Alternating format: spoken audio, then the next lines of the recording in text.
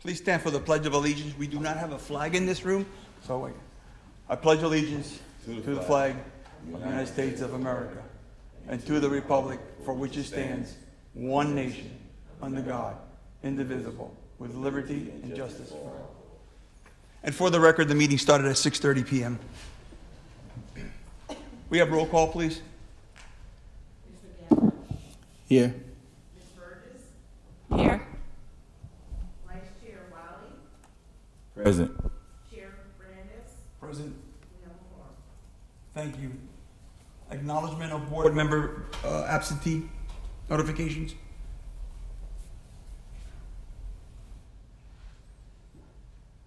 Do we have any absence notification?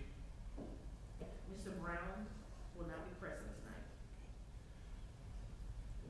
And Mr. Gallen is running late. Mr. Guyton, I'm sorry. Yes, ma'am. Running late. Additions and deletions to the agenda? Mr. Chair, Yes. the agenda was amended prior to tonight's meeting. It was updated online, and the changes that were made are printed out before you. Nothing substantive, but you do have a printed copy of the two documents that were amended or added to the originally posted agenda. No further changes from staff. So the document you're referencing is ZA 220005? That's correct, the staff report. Okay. Do we still follow the one on the computer? Will they get to that? Yes, the online agenda does reflect those same changes that are printed before you. Thank you. Aside from that, anything else? Any other additions or deletions? Nothing from staff.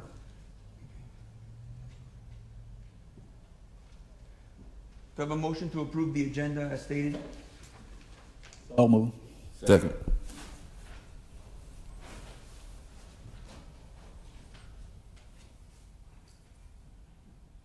Mr. Gallen? Yes. Ms. Burgess? Yes. Vice Chair Wiley? Yes. Chair Fernandez? Yes. Unanimous vote. Any disclosure by board members? Item 5, approval of minutes. There are no minutes for this meeting. Any unfinished business? None from staff. We have new business coming up. Nomination for Planning and Zoning Board Chair and Vice Chair. Could we table that until the end of the meeting, see if we get at least 2 more board members present? Is there a problem with that? Is there a problem with the board to hold it off so we can, no? No, sir. Not from my perspective. Thank you. Let's move on to 7B, please.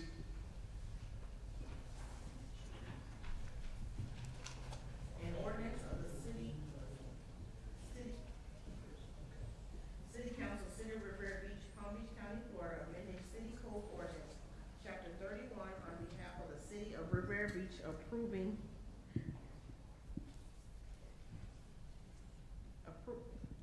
a land use amendment application LU-24-004 to change the land use from medium density multifamily residential MF/15 to community facility CF for the property located at 1501 West 28th Street, identified by parcel control number 56-43-29-01003-0480,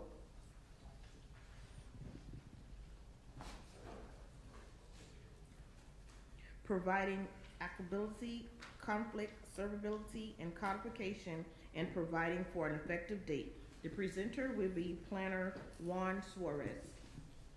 Before we proceed, Mr. Suarez, good evening, Ms. Shepherd. For the record, Ms. Shepherd is present now. Thank you so much. Go ahead, Mr. Suarez. Buenas noches. Hello, everybody. I'm here to present a zoning amendment, ZA 24004. An ordinance to amend the City Code Chapter 31st on behalf of the applicant, the City of Riviera Beach. The application is to rezone from multifamily dwelling district, RM15, to community facilities.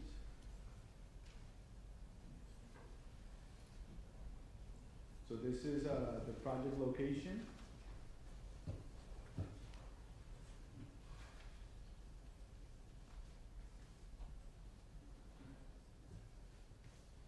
Here's a close-up of the project location. We can see the site that is trying to be amended, and then Lindsay Davis, the community center.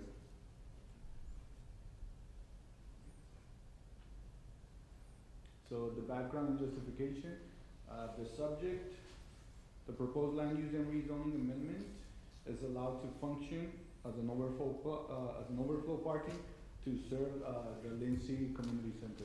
Here we can see a view of the site from 28th Street. Right in front is the community center, and from R.J. Henry. So the request comes from the city of Riviera Beach, who is the owner, represented by 2GHO. Mr. Alec Dickerson is here. The request is the approval of the land use amendment and rezoning of the property located at 1501 West 28th Street. Right now it's a vacant land. The zoning, the current zoning is RM15 multifamily, and the future land use is MF15, and they're requesting to change the community facility, the zoning as the land use. Here we can see the map, what is currently zoned RM15 multifamily, and the proposed community facility. This is the zoning map. And right here we can see the land use map. Same thing, multi-family MF15, and then the proposed change will be community facility. So staff recommendation. After an extensive review by staff, the proposed overflow parking project has been found to be consistent with the city comprehensive plan and the code of ordinance.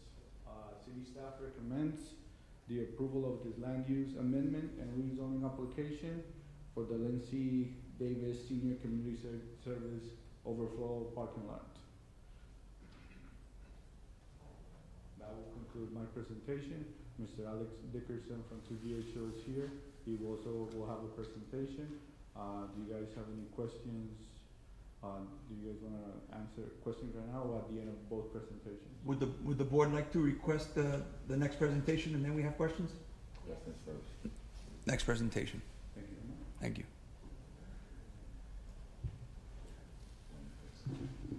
Good evening. For the record, George Gentile. I'm senior principal and founding principal of 2GHO Inc. We're here, glad to be here tonight representing the city on this land use and zoning. And we are doing these together, but I think you'll need to do two votes, correct? So I want to make sure, we've been working with your staff on this application, which this community center does need the parking, definitely. And so at this time, I'm going to ask Mr. Alex Dickinson. He's one of our senior planners at 2GHO, and he's the project manager on the project. So we're going to have him go ahead and make the presentation. Thank you. Good evening. For the record, Alec Dickerson with 2GHO here on behalf of the city of Riviera Beach. As Mr. Suarez mentioned, tonight's request is recommendation for approval for land use amendment and rezoning request for a 0.13 acre property located at 1501 West 28th Street from MF15 to community facilities land use designation and from RM15 to community facilities zoning district. These amendments will allow the lot to function as an overflow parking for the existing Lindsay Davis Community Center.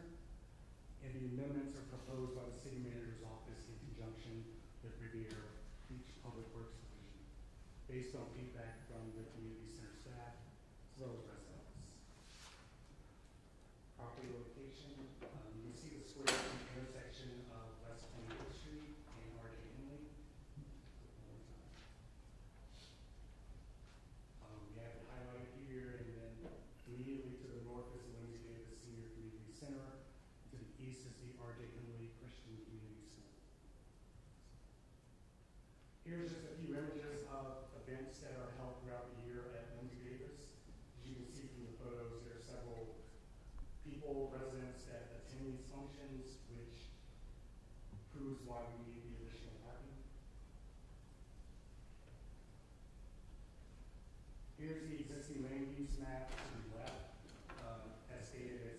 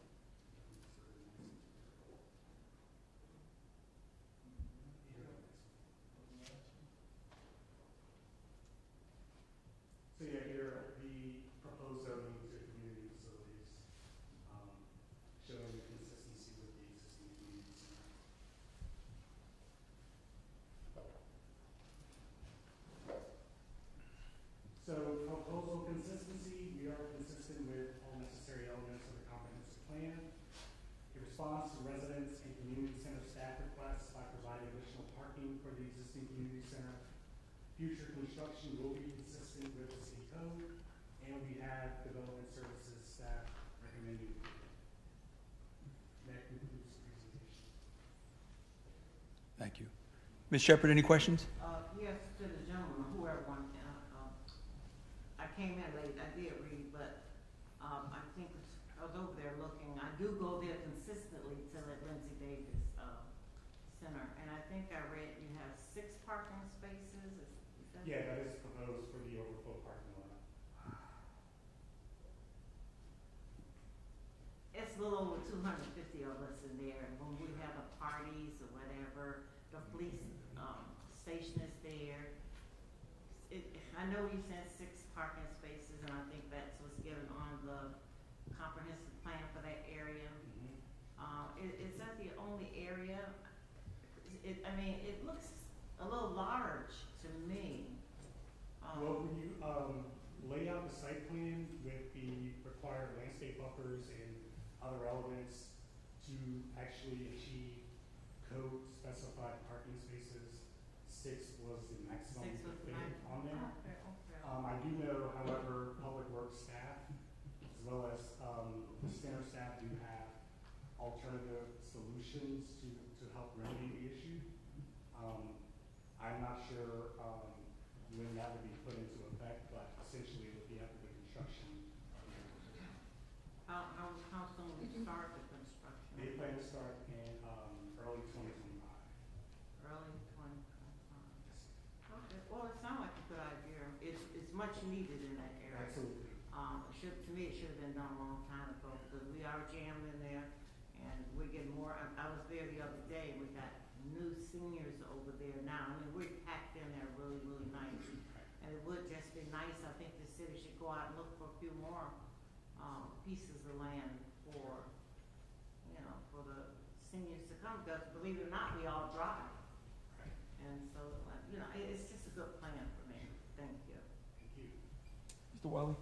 Yeah, I was going to piggyback off what Mrs. Shepherd was saying. The same thing, 'cause I was wondering with the land and that area, I was assuming that we could get a lot more than 6 spaces in there, but like you said, it's allocated for a certain reason. The zoning code requirements, that's pretty much the maximum we could fit on that lot. It's a narrow lot. Right. So after you consider the landscape buffers and everything else, you're just limited to that. So looking at the picture there, that lot is actually, it's been cut in half, correct? It's like half a piece. Because I'm trying to remember the lot when I went past there last time. It looked like it was a huge lot, but I'm assuming that was 2 lots.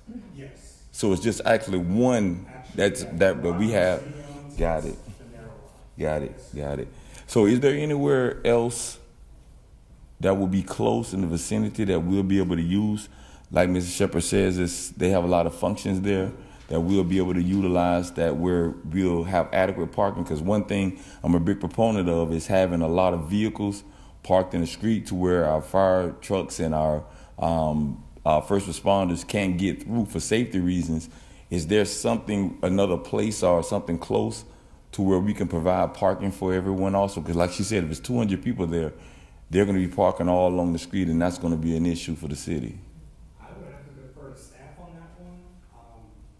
I'm not sure of any additional lands that the city owns in that area, but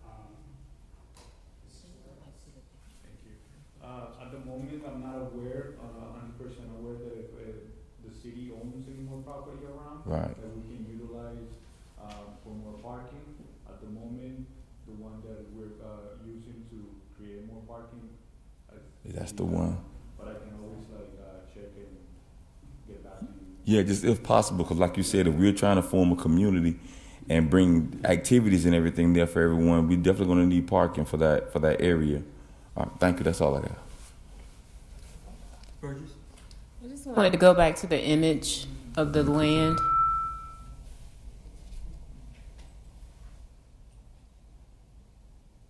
Just so we can leave that up, since it's only going to be 6 parking spaces. Yes, it's two lots, but it's only one.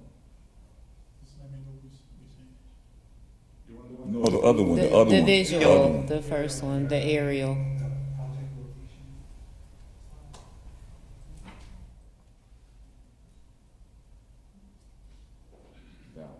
Yeah. Can you zoom in on that?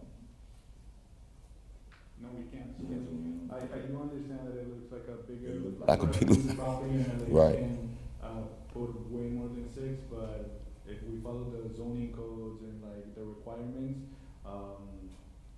it literally, you can only And put it 6. is a small piece of land, you know, we always have to go up on that curb and I park there sometimes.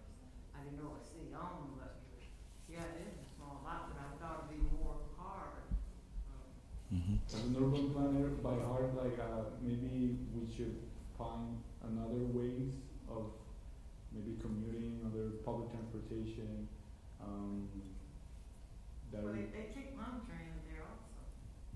They have palm train, you know, but a lot of us 250. yeah, it's a lot of people, yeah, we're trying to accommodate everybody.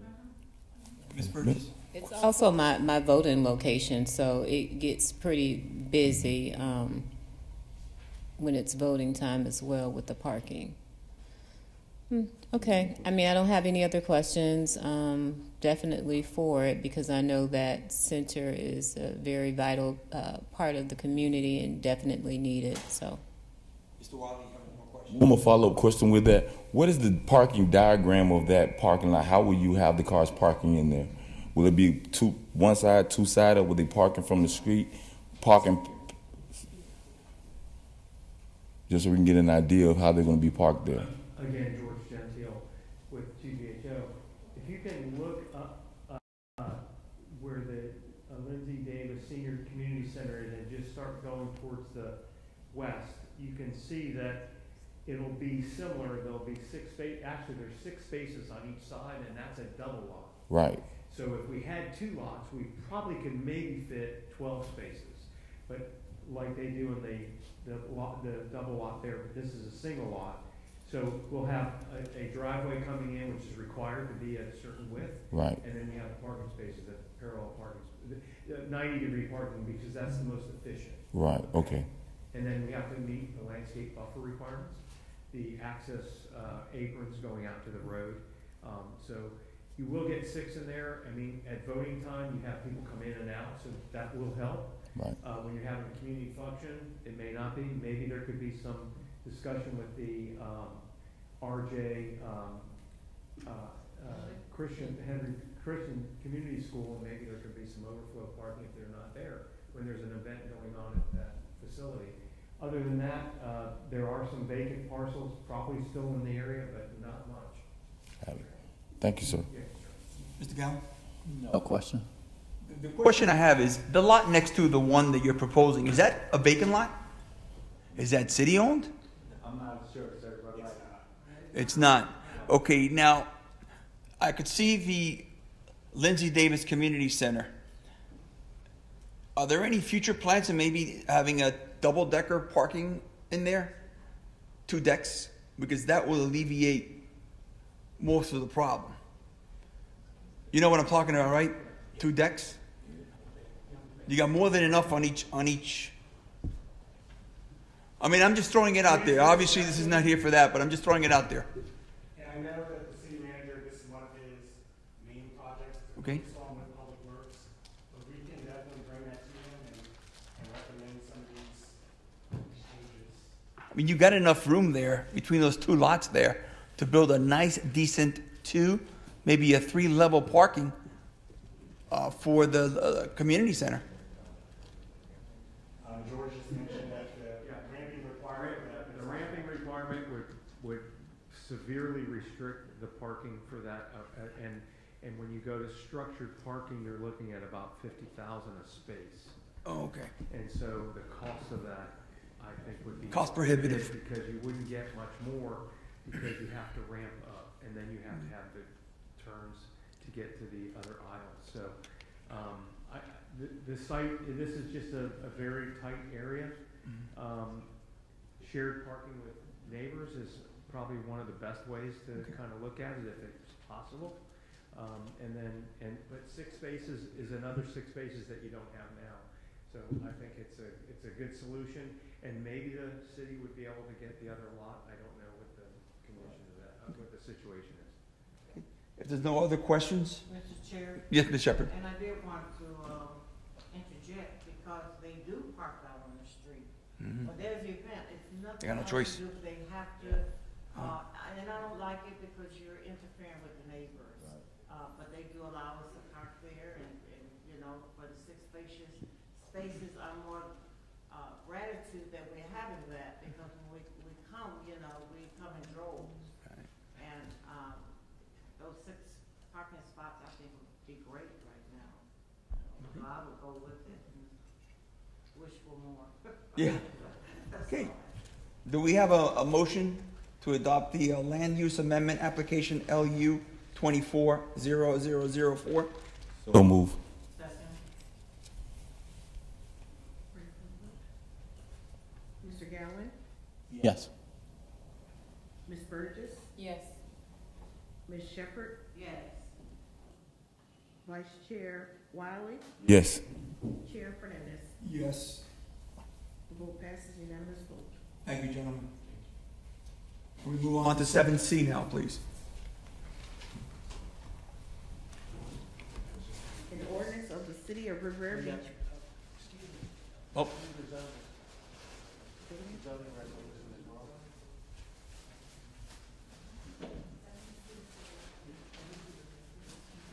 So we covered both so you read both into the the record? rezoning and the land use was presented with this presentation. Mr. Chair, if I may. Yes, go ahead. To clarify, the staff and applicant presentations covered both items. However, the clerk will read the second item's header into the record before you can take a vote on it. Thank you. Yes. An ordinance of the City of Riviera Beach, Palm Beach County, Florida, amending City Code of Ordinance Chapter 31 on behalf of the City of Riviera Beach, applicant approving rezoning application ZA-24-0004 to change the zoning district from multifamily dwelling district RM-15 to community facility CF for the property located at 1501 West 28th, identifying the parcel control number 56-43-29-010000480, providing for applicability, conflict, severability, and codification, and providing for an effective date. Presenter will be Planner Juan Suarez. We already covered that, the presentation. So do I have a motion to approve the rezoning application ZA 240004? So moved. Second. You ready for the vote, Chair? Yes. Mr. Gallen? Yes. Ms. Burgess? Yes. Ms. Shepherd? Yes. Vice Chair Wiley? Yes. Chair Fernandez? Yes. The vote passes unanimous vote. Thank you. Thank you, sir. Can we move on to 7D now, please? 7D, an ordinance of the City of Riviera Beach, Palm Beach County, Florida, amending City Code Ordinance City Code Ordinance Chapter 31, LU-240006 on behalf of Riviera Beach Community Redevelopment Agency, RBCRA applicant, approving a land use amendment to change the land use from working waterfront, WW, to downtown mixed use, MDU, for the following parcel: A plus minus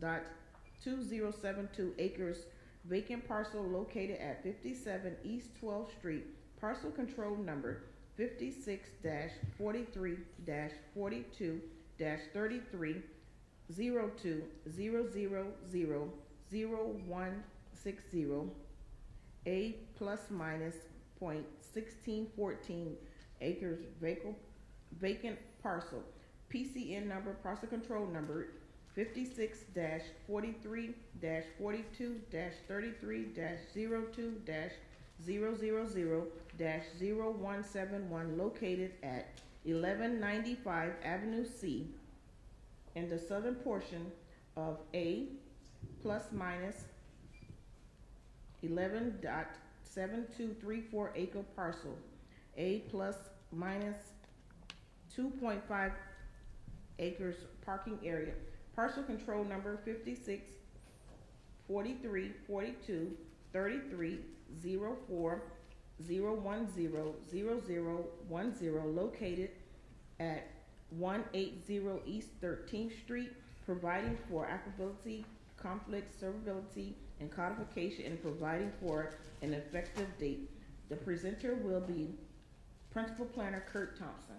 Hello, Mr. Chairman, board members. I'm going to present from here this way. I can flip and move the slides from back and forth. Can Just you all speak hear up. me? Okay. So this is a request, as Ms.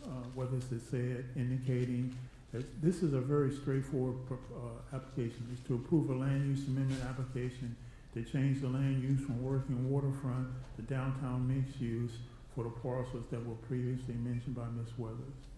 The background here is the subject property has historically been a part of the city's redevelopment area and has been a part of a long discussion as located, has a location for a premier mixed-use development. Further, the CRA, in conjunction with the City of Riviera Beach, have developed several plans for the general vicinity. Some have come to fruition, while other significant progress has been needed on the rest of the property. Through several CRA activities and planning efforts, there are still a number of vacant, underutilized properties which are ripe for redevelopment. What you have here on the next slide is a table showing the existing land uses here. You cannot see my arrow, but there's the existing land uses of the subject property, and the properties north, south, east, and west, and then the zoning on the last column there showing downtown Marine, downtown Core, etc. Okay. This is the land use and rezoning criteria. This is the 8 criteria that's mentioned in your staff report, indicating that in the staff's professional opinion, each of these standards have been met by the applicant as enumerated in your staff report. Key points here. The key point that staff would like to make the board aware of is that the existing land use, the working waterfront land use, allows for uses such as fishing, vessels, construction, repair, marine-related repair, and construction, etc.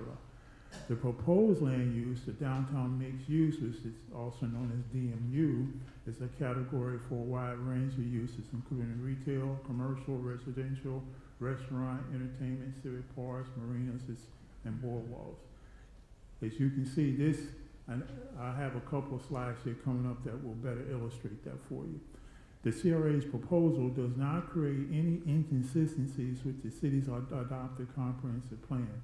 Actually, to the contrary, the proposed land use map, a map amendment to the downtown mixed use will create a continuous land use pattern that is more commercial in nature versus the current land use designation, which is really characterized as more industrial.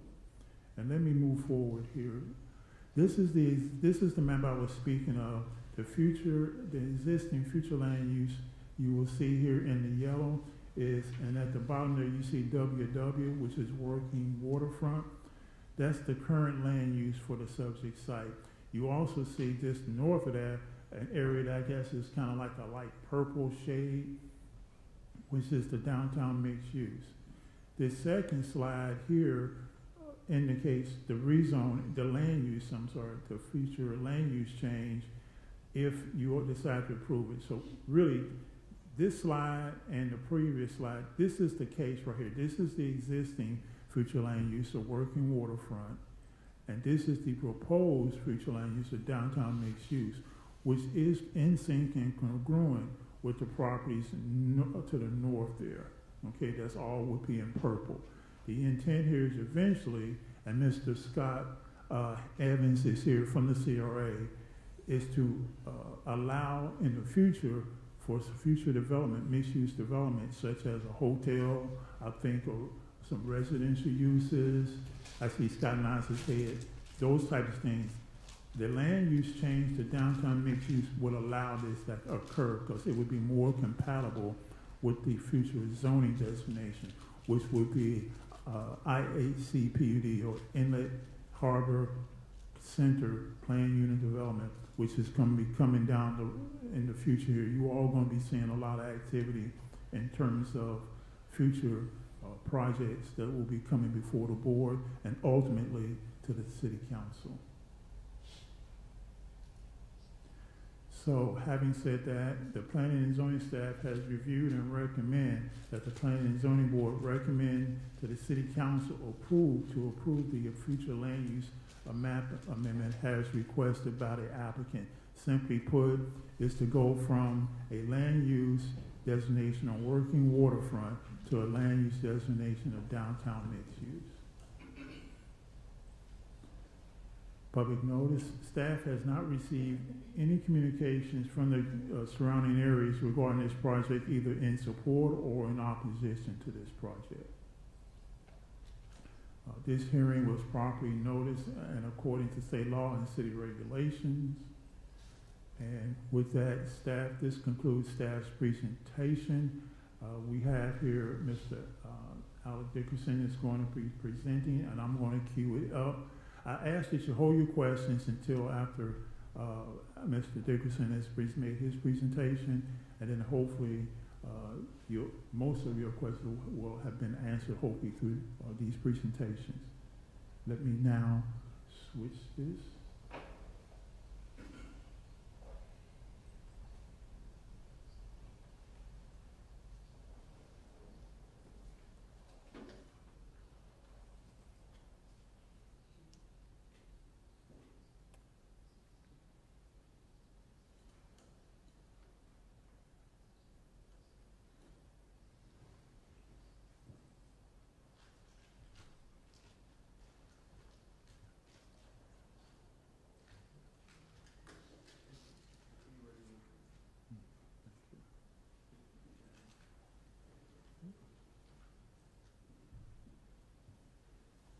Okay.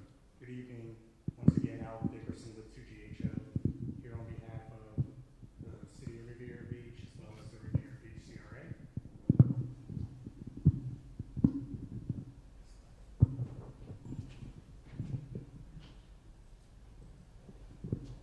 This evening's request, as Mr. Thompson went over in his presentation, for a land use amendment for approximately 2.25 acres from the current land use designation of working waterfront to the proposed land use designation of downtown mixed use. As Kurt mentioned, this amendment will facilitate multiple dynamic redevelopment projects, and the amendment is proposed by the CRA as well as the City of Riviera Beach. Just a comparison, our existing land use of working waterfront limits development to typical uses related to commercial fishing, marine commerce, research, marine-related repair, which is more industrial in nature, whereas our proposed land use of downtown mixed use will contemplate more economic drivers related to retail, commercial, residential, restaurant, things of that sort. Property location at the intersection of 12th Street and Avenue C. You can see it's the very south portion of the Marina Event Center parking lot area, as well as the two parcels just west of Avenue C. I think it's important to kind of highlight some of the CRA successes from the past. They've implemented several goals from their 2011 CRA master plan, which includes the completion of the Phase 1 Marina Village, improvements to Broadway Avenue, redevelopment of Ocean Mall, Bicentennial Park renovation, improvements to the city marina, as well as the redevelopment of Newcomb Hall, or this facility that we're in this evening. So when we analyzed this land use application, we looked at 3 adopted city plans, just to see how consistent they were. Those 3 plans are the Marina Village Phase 1 plan, the Marina Village Phase 2 plan, as well as the 2023 CRA Master Plan update. So here's the site plan for Marina Village Phase 1, which was in 2013. For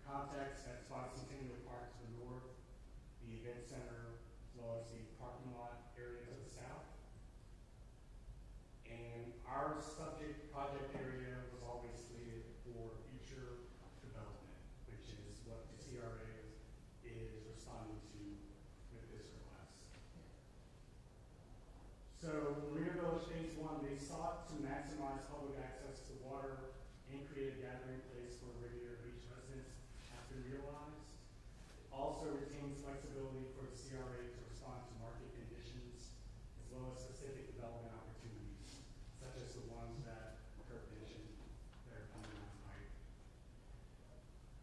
Here's the existing future land use map, shows working waterfront, and you can pull up of that as well. And just close up of it. And our proposed future land use map showing it switch to downtown issues. And as you can see, it's a logical, orderly progression of the downtown issues.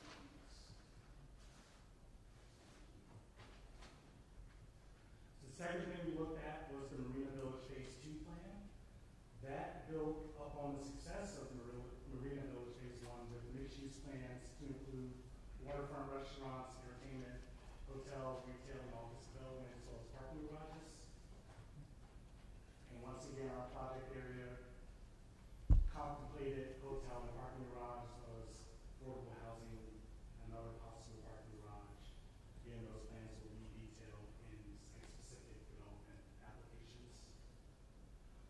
The last element we looked at was the CRA plan of 2023, which continued its focus on utilization of underutilized parcels in the area for redevelopment and revitalization efforts.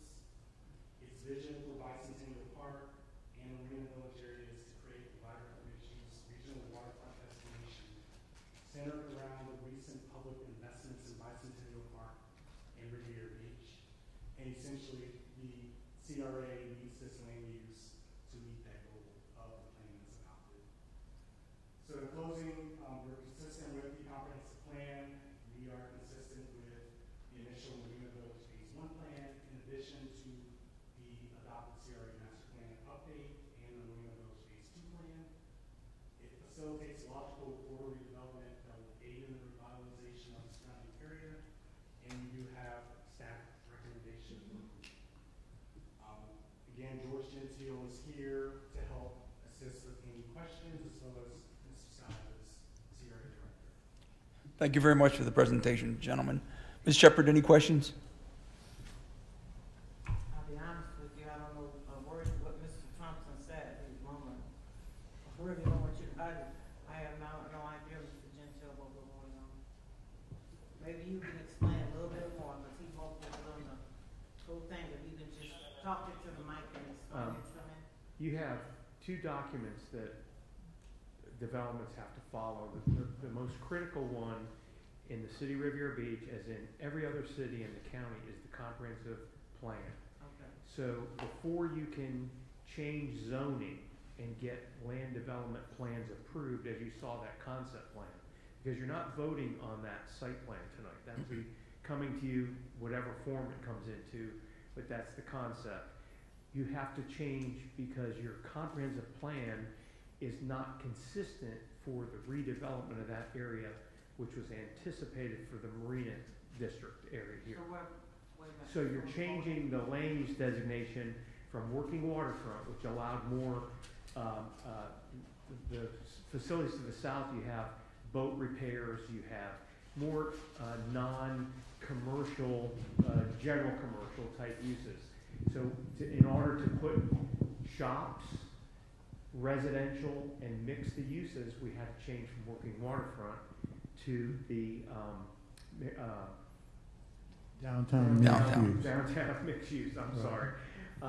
So all you're doing tonight is changing the land, recommending to the city council and the CRA that you are changing from working waterfront to downtown mixed use, that's all. So that they can continue with doing that master plan that they wanted to do. Okay. And that's it. I got it. Thank you, Mr. Gentile. Thank you, Mr. Chair, I understand, I appreciate it. No problem. Mr. Wiley, any questions? I do have a question, but it's because I agree with what we're talking about here. One thing I've always concerned me with the marina area And I think Mr. Evans, I see he's present here, will probably be able to better answer this question. One thing I was always concerned with, because no matter when I went to Jupiter, where I went to Palm Beach Gardens, where I went to West Palm Beach or whatever, I noticed we always had to, for our parking was always a big issue. And I was wondering, and I know it's not a popular topic, but I was always wondering about, in the plans for us having this marina area here and building up parking and everything like that, were we ever going to a point where there'll be something like a pay for parking type thing, to where we can bring in additional revenue into the city to be able to do other endeavors? Good evening, Scott Evans. I'm the Planning and Development Director for the CRA and the Interim Executive Director. First of all, good evening, Mr. Chair, members of the Planning and Zoning Board. Thank you for your consideration of this land use change tonight. Yes, the current master plan that we have would require a parking garage to be constructed. Right. There's a number of uses that we're hoping to bring. The two properties, which is the old Spanish Quartz property, as well as the vacant property right adjacent to Broadway, just south of 13th Street. We've completed 99-year ground leases. Both of those residential projects will be coming before you in the near future for your consideration. They include parking garages, and then we would include a parking garage down closer to the waterfront, which would be for the restaurants and the proposed hotel. And the proposal would be that would have a charge so that there can be parking revenue in the future. Thank you, sir. For the record, Mr. Guyton just came in. Ms. Burgess? No, not so much a comment, just looking at the new marketing material for this dynamic waterfront community. It's all about the waterfront now. Okay. I do not have any other comments at this time. I'm sorry, Ms. Burris, I was trying to hear what your question was, ma'am. It was not a question, it was more so a statement. I was marveling at the new logo. I'll pass. I don't have any questions, but I do have a comment. Just happy to see something finally moving. That property has been sitting there for quite a while, and I've been hearing about all these changes that wants to be done over there, but I'm just happy to see something's finally moving. Evans, I'm also happy to see that we're going from an industrial working waterfront to finally first a baby step in a long process, but hopefully my grandkids will be able to see it someday. This is a very straightforward request, moving from, like you said, the working waterfront land use designation to a downtown mixed-use destination. And then ultimately, as projects come on board, the main project will be the Inlet Harbor Center PUD, which they're going to make a request for it, and it involves hotels, affordable housing, a variety of residential, commercial, and retail uses. Therefore, the downtown mixed-use land use classification would be a better fit and more in sync than the working waterfront land use designation. All right. Oh, Mr. Wiley has a question, sir. One more question. And I noticed you said about the hotel, right? And that's something I would be really, really excited about. But one thing I know about people coming to the city, Riviera Beach, to be able to enjoy the hotel, that means that it must be some really, really big plans on things that we're going to be doing here with this area that's going to bring people in to be able to utilize that. Are you guys able to talk about what future plans or what ideas that you guys have coming into the area? Because if we're going to build a hotel, we definitely got to have give them a reason to come here and stay. So what ideas, if you can give that information out, of bringing people into this community? Because I know we need something like a scuba diving area. I know we got jet skis and everything like that, but I don't know if that's going to warrant, getting a hotel. So what big ideas do you guys have, if you can say, to be able to bring people into the city to be able to utilize the hotel to make sure that it's profitable for the city? Yes, the CRA, we adopted into our 2023 master plan, new vision, updated vision for the marina. That included creating sort of a synergy of different uses to build upon what's already here. We think it's important to create a destination by having those different uses. That would include waterfront restaurants, an active outdoor programmed entertainment that would have various live music.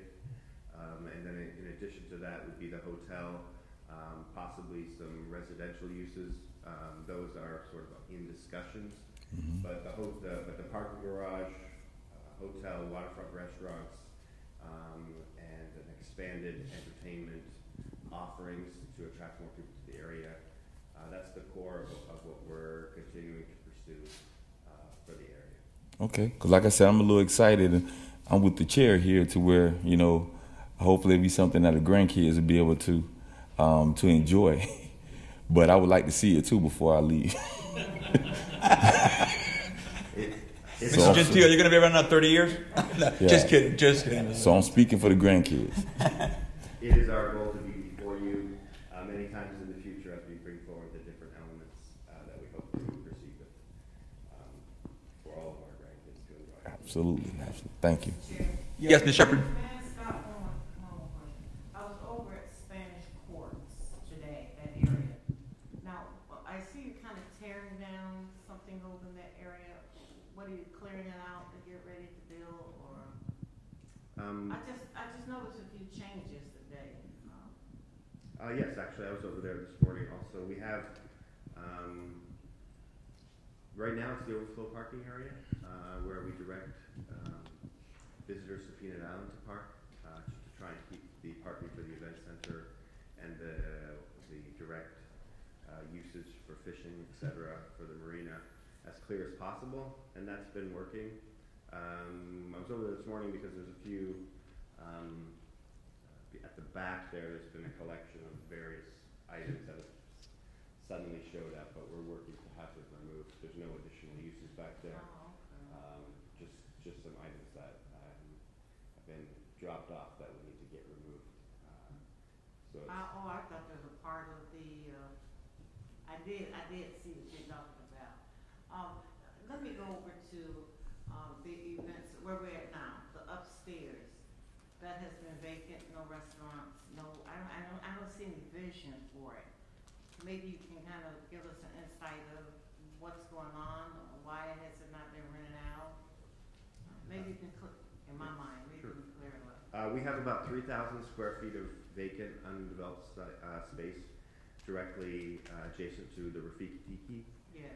And then above on the second floor, we have 4,000 square foot unfinished patio, as well as about 1,000 square feet of space that's envisioned for a future outdoor bar or restaurant. Unfortunately, that space has been tied up in negotiations that included all of the future waterfront restaurants, so that's why it's been delayed.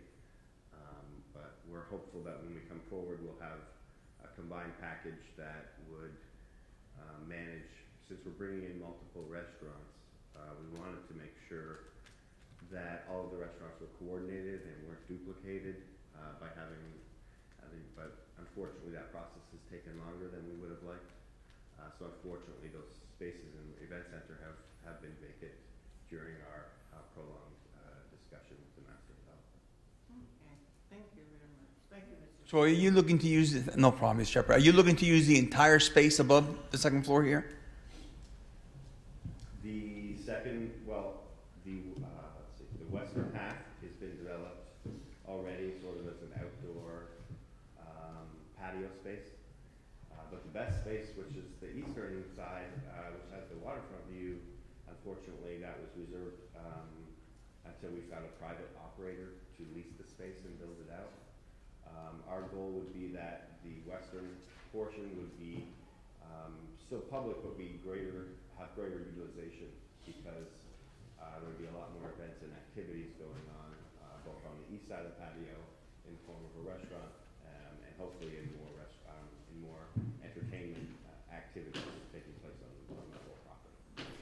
I know I mentioned this in the past, the CRA adopting an educational component, just like West Palm did. So what West Palm Beach did was they incorporated an educational component into their CRA, and they took a small amount of space from one of these CRA developments, and what they do is they have a course. It's a 5-day OSHA certification course for their residents. And what that does is allows builders in the area to hire locals with the OSHA certification. And then you go on to apprenticeships. So just keep that in mind. I know I pressed it, but I personally would like our citizens to be able to enjoy everything that we're looking forward to do, to be able to enjoy it and afford it. Keep that in mind, please. Yes, and we did add that particular. You did add an educational component to our CRA? Yes, it said that in our future activities, we would try and include and pursue educational opportunities for all our future projects. You got space upstairs, so just keep that in mind. Yeah. Okay, Mr. Any other questions?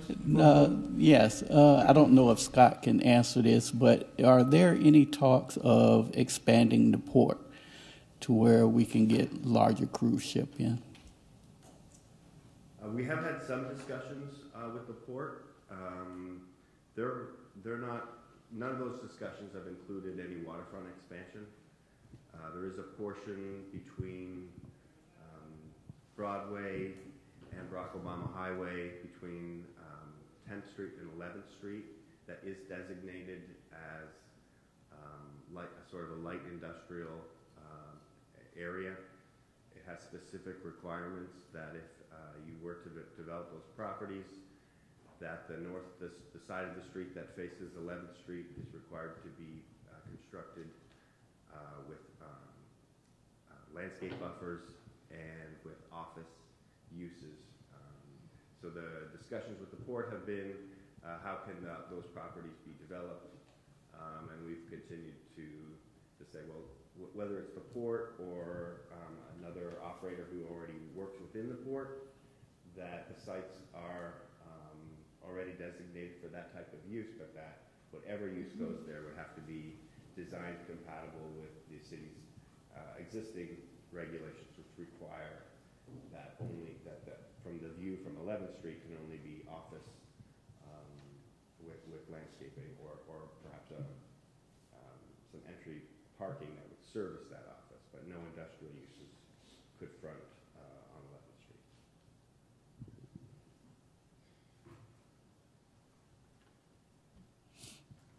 Mr. Gotti, just one quick question, since you weren't here for the presentations. Did you brief up and had enough discussion here to be able to vote on this?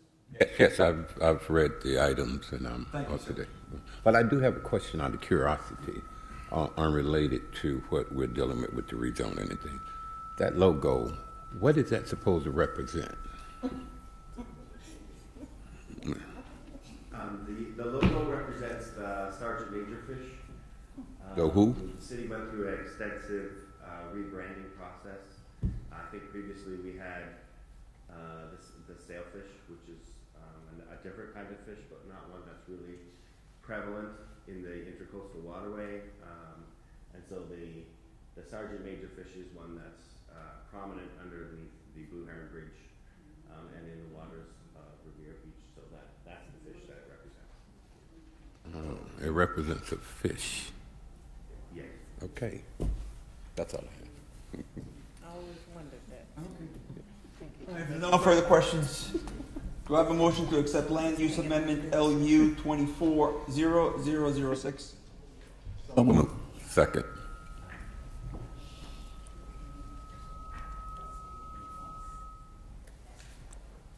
Ready for the vote?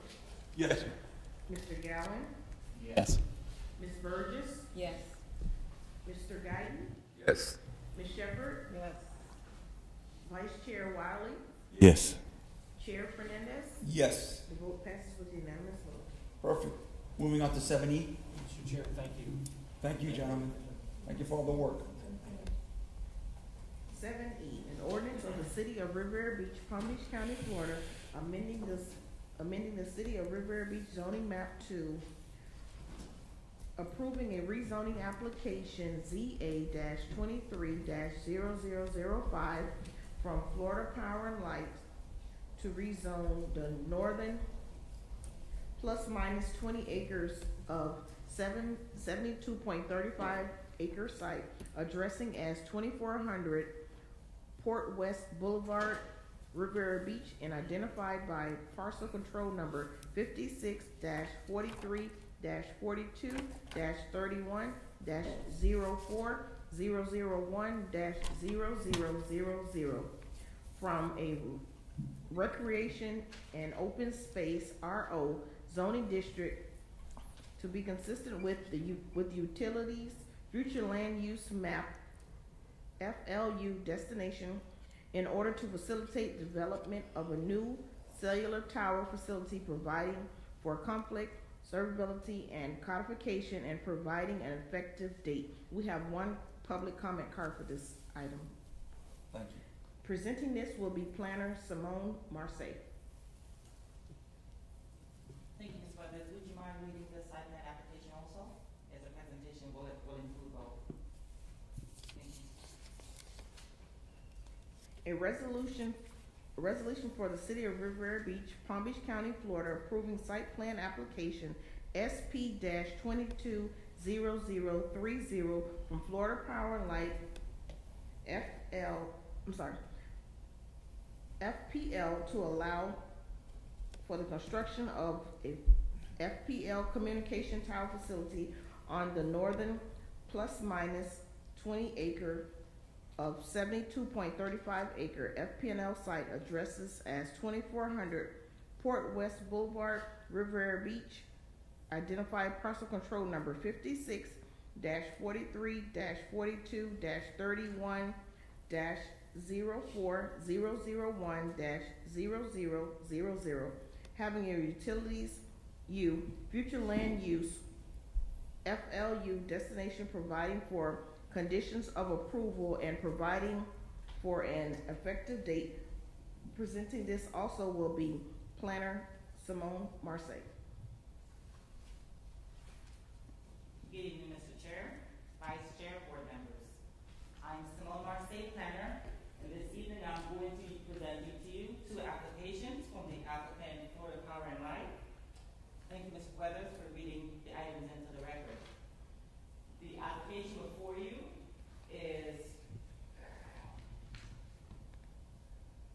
the application represented as zoning amendment ZA-22-005 and site plan SP-220030 from Florida Power and Light. The applicant's primary location is located at 700 Universe Boulevard in Juno Beach. The applicant is requesting to rezone approximately 70 acres on the northern side of the property zone as recreation open space, asking to rezone that side's utilities.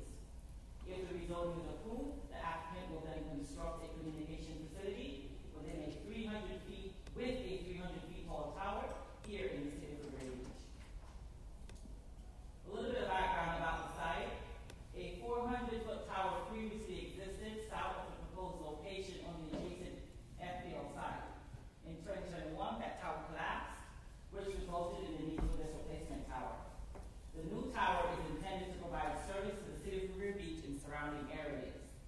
The FPL representatives here tonight, we have Mr. Josh Nichols,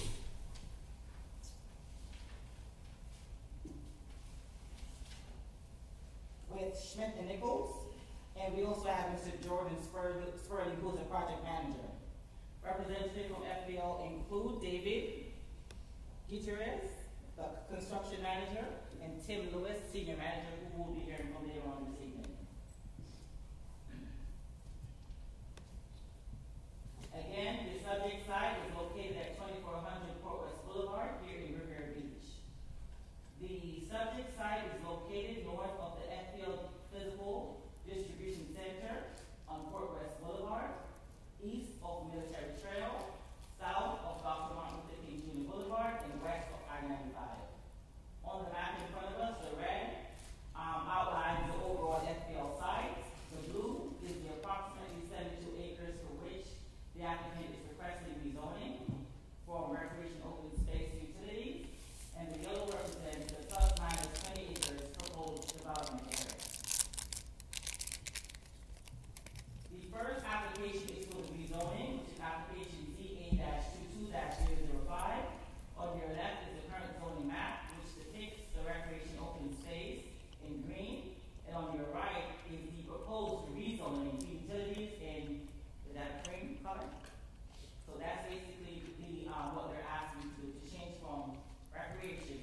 Utilities.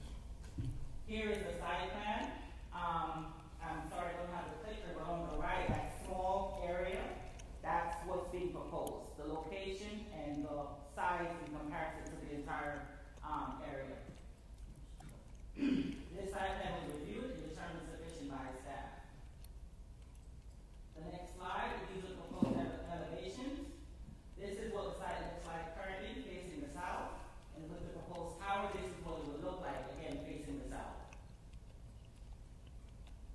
This is what the site looks like currently, facing the west, and that's what the proposed tower would look like, facing the west. The proposed use is a 300-foot tall communication tower that will serve the city of Riviera Beach and surrounding areas. Once rezoned, the regulations of the utility zoning district will allow for the requested use with site plan approval by City Council. The proposed is consistent with the city's comprehensive plan, and customer services such as water, sewer, road, and garbage collection are currently available to the site. A landscape plan and a tree removal relocation plan was provided with the application for development approval. New landscaping and tree location will be provided according to the city's code requirements. This is to show that the public hearing as required was provided. The applicant sent out notices to properties within the 300-foot buffer, and there was also a notice sign posted on the actual site. Staff did not receive any feedback in support or in opposition to the project. And there are 10 conditions of approval listed. I don't know if you need me to go through them. We can have the applicant in this presentation that may answer or address whatever. If you want me to come back to this, I can. If the applicant's already including the 10 conditions of approval, They're actually not. This is from staff. they're not, then yes, please read into the record. So staff is requesting that the planning and zoning board review and consider all information presented and provide a recommendation to the city council. If the board chooses to recommend approval, city staff recommends including the following 10 conditions of approval. Prior to the issuance of the building permit by the city, a statement shall be submitted by a licensed engineer certifying compliance with applicable local, state, and federal requirements, certifying that all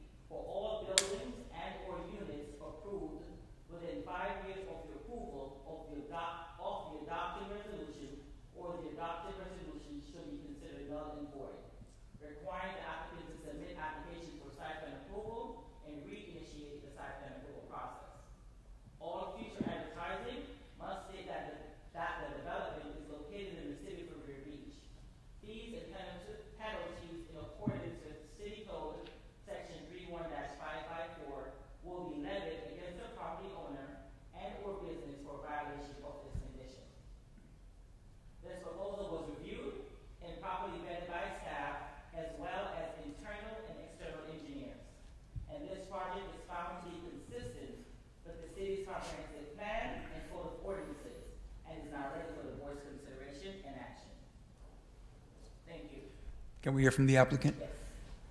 Well done, Simone. Thank you. Excellent. Thank you. This is Mr. Jordan Sperling, project manager.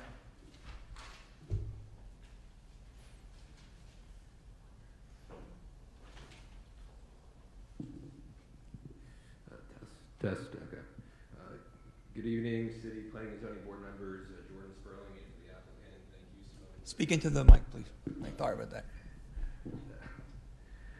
Good evening, City Planning and Zoning Board members, Jordan Sperling, for the applicant. I just want to thank you, Simone, for a detailed presentation.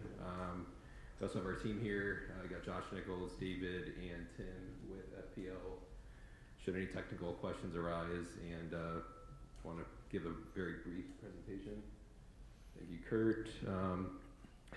As Simone mentioned, the requests before you tonight are a rezoning application on the northern 20 acres from recreation open space to utility to be consistent with the current future land use designation. We were asked by the city to bring the zoning up to speed with what the land use is, so they're consistent. So it's more of a record keeping to correct any inconsistencies moving forward to avoid any discrepancies.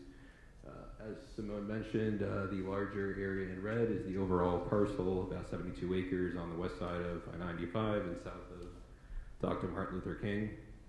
In red is, in the northern 20 acres is in blue. The proposed development area is in yellow, and really the sole purpose of the tower is to replace the existing 400-foot tower that was located in this area and to provide a two-way radio communication for FPL restoration, their crews, staff to support and maintain the FPL smart grid. And on the right side of the screen is just an example of how the FPL tower will look like.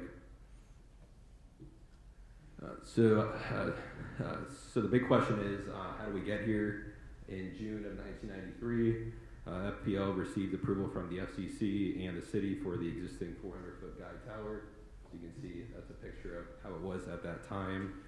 In 2021, the existing tower collapsed due to a malfunction, and to be technical, it was a structural failure of one of the guide tower wires. So we're now requesting site plan approval to replace the existing tower, and no guide wires will be provided. It'll be a self-support communication tower only, and it'll also be a much lower tower, approximately 100 feet shorter and lower than the original tower. Again, that's the similar picture as you just saw. So the site, again, has an existing utility, future land use on the northern 20 acres. It's just the northern 20. We're not touching the other IND that's already consistent with the IG. And as you can see, it's just the area in green there.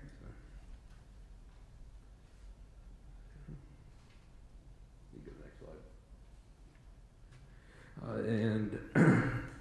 This slide just shows some of the FPL surrounding towers in the area. You got the Hobe Sound one about 19 miles to the north there, the Martin Plant FPL tower about 34 miles, and the Belglade about 38 miles. And this slide just shows a 1 mile radius from the existing, or from the current subject sites for the area in blue there. There's only one site within 1 mile, which would be a 180-foot crown tower. That's located on Military and 45th Street. As you can see at the middle part of the screen there, the city's code only requires a 0.5 mile separation between any other towers. So if you can see at the chart at the top right, we went ahead and did some research on some of the other towers. There's a 500-foot tower over in Angonia Park and 2 other 480-foot towers in West Palm Beach. So we're significantly lower than anything else in the surrounding area, and we exceed the code requirement by 0.4 miles from the nearest tower that we're proposing tonight. Just a color graphic that, as Simone mentioned, at the southeast corner of the northern 20 acres, that's the telephone communication facility in red. And again, just another picture of the tower. And with that, the development is compatible with the surrounding land uses. We're consistent with the policies in the comprehensive plan.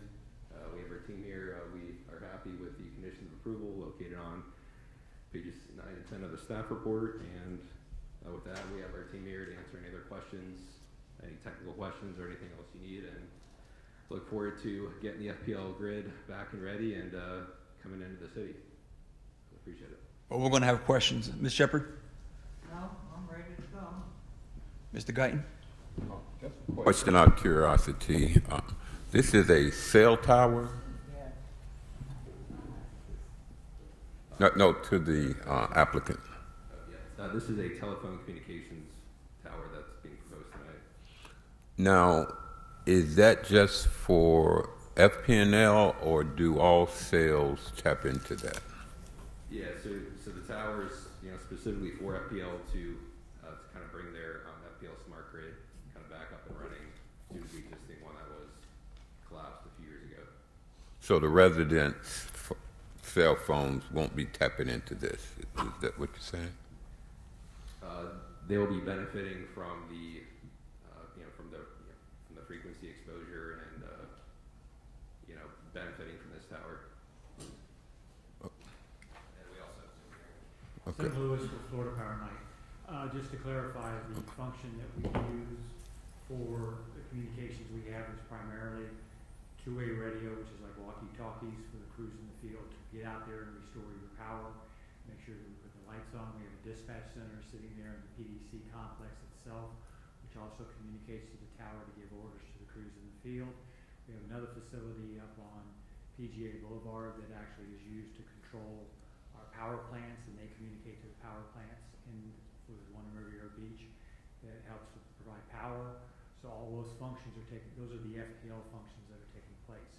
When we construct the tower, we will put in the design, as we always do, the ability to accommodate a cell carrier.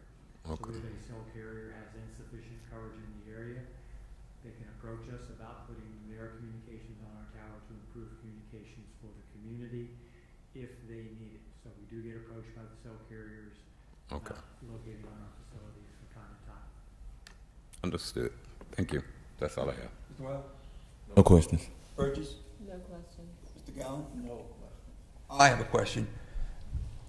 This is proposing a site plan application change and rezoning for 20 acres. Why can't you use 1 acre and leave the other 19 as open space instead of, because once you get approval for 20 acres, I want to make sure we don't have 20 acres of industrial FPL equipment and everything around. So why can't FPL use 1 acre and the other 19 leave it as open space? Good question, Mr. Chair. So the site is actually, the future land use is already utilities.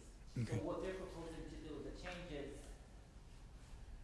is consistent with the future land. Their proposal is consistent with the future land use. That is why the city considered it supports it.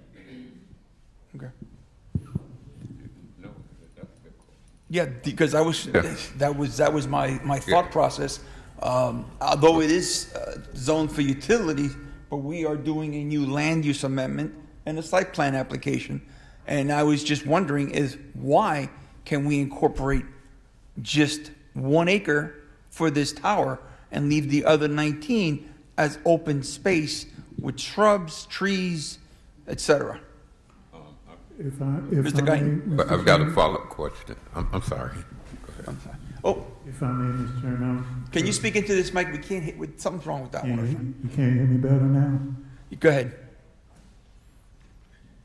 If I may, Mr. Chairman, the zoning designation of utilities allows utility uses only, and so any other use would not be allowed unless it's complying with the utility zoning district. Okay. More than likely, it's going to be left in open space anyway, because what the applicant is proposing is a communication tower and an accessory structure accessory to the function of the tower. They have proposed no other uses there at all. I see this gentleman here shaking his head, yes. And Tim is here as well. I've talked to these gentlemen over the phone before, and so they can answer that question, but no other use is being proposed at this time. I have a follow-up question. Are there any long-term future plans for those additional acres? Long-term. I know you're not doing anything right now.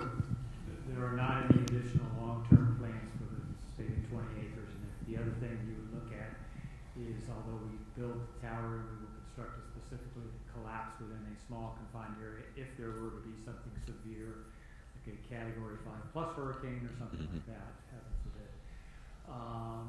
We would tend not to put something in the potential fall radius of that tower. So that's the other thing we want to look for is we do not want to put anything else at risk in that area. Okay. Thank you. Thank you. We have a public comment card, Ms. Weathers. Yes, we do, Ms. Bram. Ms. Bram. Good evening and welcome. Good evening, Ms. Mayor. Bram, a long-time resident here in Riviera Beach. Voice all over the county. You asked some questions that also, too, that I was going to ask, too. The effect, what effect that this will have on our Wi-Fi system. I was all out in the communities on yesterday, and we was installing. You have that Wi-Fi up there, so the techs and everybody was installing the Wi-Fi system. What effect will that carry? You asked that question. The cell phones, how would that interfere with our mechanism, what we already have here? That tower there is tall. You also, I have in my notes here, what type of landscape? It's not what you bring in, but it's how you bring it in. How you beautify within our communities. So that was one question. That was another question. Also in 2021, you made mention about the other plant that you had, and that collapsed. And you did some remodeling, and now you're not using that guide wire. What is guide wire? What are you using now?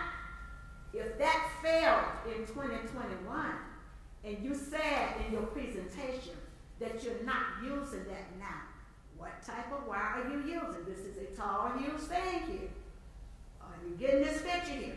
I'm sure you in the residence, you all look at it because I watch you all as well as others on 18 and not just our city, all over the states, in and out. So what type of material are you using here that's going to say there that it is going to stand the impact of what happened here for a catastrophic situation? These are questions here that need to be answered here. You're bringing something of this magnitude in this city here.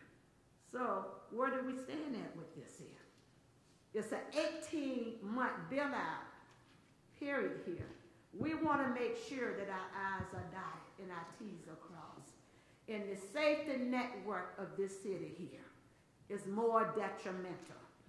So how is this being constructed here? Thank you so much. Thank you, Ms. Brown. Thank you. Based on those questions, the construction material, will it withstand a Cat 5? Now, this is a smaller tower than the one you had. You're going from 400 to 300 feet, okay? And I'm assuming the old tower did not conflict with any Wi-Fi signals or cell phones of our residents, correct? Can you just take the stand and just, so the nodding is, I need it on the record. Am I correct, sir? You are correct. We did not interfere with any systems with the technology we were using before, which is similar to what we'll be using in the future. What about the construction grade? The other one had a malfunction and it dropped. What's going on with this one? Your point in construction we had was with the guide wires. This does not use wires for support. It is more of a, it's called a lattice structure. It's more like the structure you see over in Magonia Park, but not that passive. It is at a higher standard because your building code has changed. So it is stronger. This one will be built, I think it is to 162 mile an hour rating. So it is a stronger tower than what we've previously seen. And again, it will not have the risk that the guide wires have because it does not have guide wires. Thank you. And Mr. Guyton? Follow-up question on the same line. This for my edification. Is there something used for towers to reinforce it, to make it more steady? Yeah, the engineers, when they designed it, they basically look at the loading that you are putting into the tower. You have to provide both current load and future potential though, so if we were to allow a cell carrier to put it. Okay, not to interrupt, but talking layman's terms, when you said loading, I'm not an engineer. Okay. You know, Sorry, I'm a planner. Okay. So yeah, basically they come up with a design, and that design is then provided to a company that produces the steel to meet the specific requirements. And they do all kind of fancy analysis of engineering beyond me to figure out how to make that tower withstand high winds or whatever conditions that we require to have. And then we basically also design it for a very compact fall zone, so it doesn't fall the tower doesn't fall straight over. It will tend to collapse. Okay, thank you. Mr. Chairman. Thank you, Ms. Shepherd. Yeah, just one thing. I'm glad that you guys are here. As I see the storms everywhere else, they send for our trucks to come up there and help them. So you must be doing something wrong when all our trucks are going when a storm hit. And I know and I feel, because I see the one on next to a port, that big, and I just feel comfortable if something happens that we're protected. So for this particular tower come in, when I say I'm ready to go, I'm ready to go because we've been very blessed not to ever have a storm. Well, since I've been here, I think one storm. And I'm just feeling blessed that you are here. When the lights go out or whatever go out, the mega, the wire, whatever, I look for you to protect me to bring those lights back on. So I'm just ready for the whole project to go forward. Well, thank you very much, and my team does a job to try to make sure those crews are able to go out there and restore your power. Excellent, excellent, Chair. Thank you. Any other questions from the board? Well, if there's no further questions, do we have a motion to approve rezoning application ZA 220005 and site plan application SP 220030? So move. Second. Mr. Chair, was that vote for the zoning? It was for the rezoning application. Okay, can we do them separately, please? You want to do them? Perfect. So let's go back. Do I have a motion to accept the rezoning application ZA 220005? So move. Second. Chair, ready for the vote? Yes. Mr. Gowan? Yes. Ms. Burgess? Yes. Mr. Guyton? Yes. Ms. Shepherd? Yes. Vice Chair Wiley? Yes. Chair Fernandez? Yes. Vote passes with unanimous vote. Now we move on to the site plan application SP 220030. Do I have a motion? So move. I'm Second. sorry. You were reading his mind. But we At first. We're telepathic up here. Mr. Chair, want to try it again? Okay, let's try it again. Motion to accept site plan application SP 220030. So move. Second. Did we get it right? Okay. Ready for the vote, Chair? Yes, ma'am. Mr. Gowan? Yes. Ms. Burgess? Yes. Mr. Guyton? Yes. Ms. Shepherd? Yes. Vice Chair Wiley? Yes. Chair Fernandez? Yes. Unanimous vote. Vote passes. Thank you again, Ms. Mercedes. Thank you, Board. Now, the item that we moved before, Mr. Guyton, we moved the selection of a chairman and the vice chair until you came, so we moved that towards the end. Oh, did you? You didn't have to do No that. problem. We Chair. do have a public comment card for this one. For this one? Yes. Okay, go ahead, ma'am. Read it. Public comment card will be Ms. Bram. Good evening, and thank you again, Ms. Bram. This Mayor Brown once again, long-time resident, communicator in the community. Your chairperson here for the general public. Chairperson is Frank Fernandez. He's Councilman District 4. Mr. Glenn Spiritus. Your vice chair here is William Wiley. He comes from District 3, which is Shirley Lanier. The board members are Renee Burgess, District 1, Trotter McCoy. Margaret Shepherd, District 2, Miller Anderson. At large, Bruce Guyton, District 5, Douglas Lawson. Anthony Brown, alternate members, Anthony Brown, District 1, Sergeant McCoy. James Gallen, District 3, Shirley Lanier, and you have 4 and 5. You have 3 vacancies that are here. Why did I point those out? Because your chair, he does a good job. A chair should always be someone that is thorough, they can research, and they keep that board there in unity. And they do not talk over each other. They give each other the space that they need. That's leadership. Your chair, from what I have seen, as well as others when we watch this, because we do tape certain things, because we know that they will come back eventually.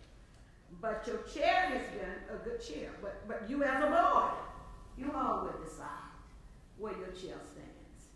Mr. Gallen, why did I read those names? Ms. Burgess has been on this board for years as well, too, so thank you for your service. She's been there. She knows how these things go. Mr. Gallen has also been there. He knows how these things go. But that's in between you as a board. We always try to, in every organization, we get those leaderships that will be able to do the things that if we work, that we cannot put in that labor to do. That I would expect my board, my chair, and my vice chair to always come prepared. Because you never know. It is questions about everything that should be dialogue. And everything for one person should not have any hindsight on what in-depthness that it is. Because this is what has happened to we as a city. We get so convoluted in this budget system type stuff.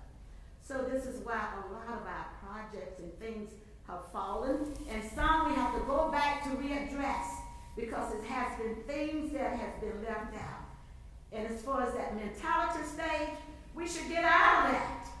We should look among us and see who's best suited, who's best fitted, where the knowledge and the skill set is, where's the morals and the character and the temperament most of all. So you all have been good chairs. But it's up to the board. It's nothing here that says that the vice chair steps up. We did it on the city side numerous times. Bruce Guy sat on the city side. He knows how this goes. It's nothing that's nowhere in no charter that says no one, the vice chair steps up, or you can't keep the chair. But it's always that privilege amongst you boards there. So that's for you as boards to seek out and find that. If I had to work and I cannot do my research, and Miss Graham gets up and she finds and she don't sit on no board. I'm appointed to boards and stuff in counties and elsewhere. But I do my due diligence here. So that when I do come, I come ready to do business. Thank you very much. Thank you, ma'am. Thank you. Appreciate the vote of confidence. Are we ready to discuss as far as the chair and the co-chair, vice chair? I do, Mr. Chair, and out of respect for you, you've done a very good job, and I do respect your highly. Now being appointed to the Recreation Board, we're now in a position to appoint our chair and our vice chair. And it's a privilege to serve, whatever job you have. And I've just been watching Mr. Wiley for a while. He is a teacher, and we need male teachers in the city of Riviera Beach. And I think his mother, Barbara Wiley, has set a standard for this young man. And I think it's now, since he's been appointed to this board, he has shown nothing but leadership skills in the classroom and out, and he does a lot of volunteering, and I appreciate him, and nothing else, I appreciate him working to sit on the board free of charge and give your opinion, because your opinion do matter. I'd just like to appoint Mr. Wiley as the chair of 2020 to 2024,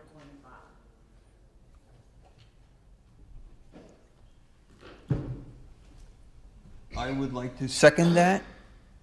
Mr. Wiley has served as the vice chair when I haven't been able to make a meeting.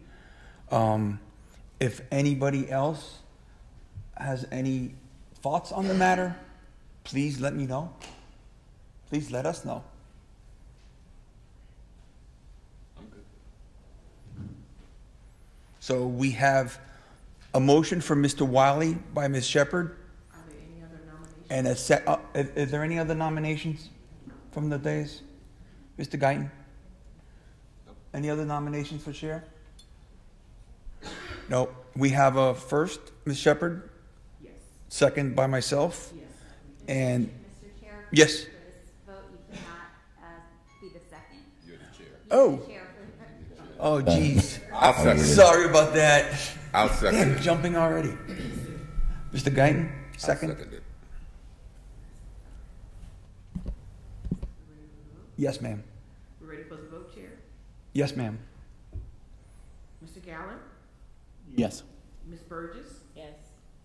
Mr. Guyton? Yes. Ms. Shepherd? Yes.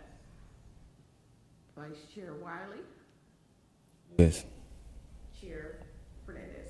Yes. The vote passes unanimous that Mr. William Wiley will be your new chair for the Planning and Zoning Board.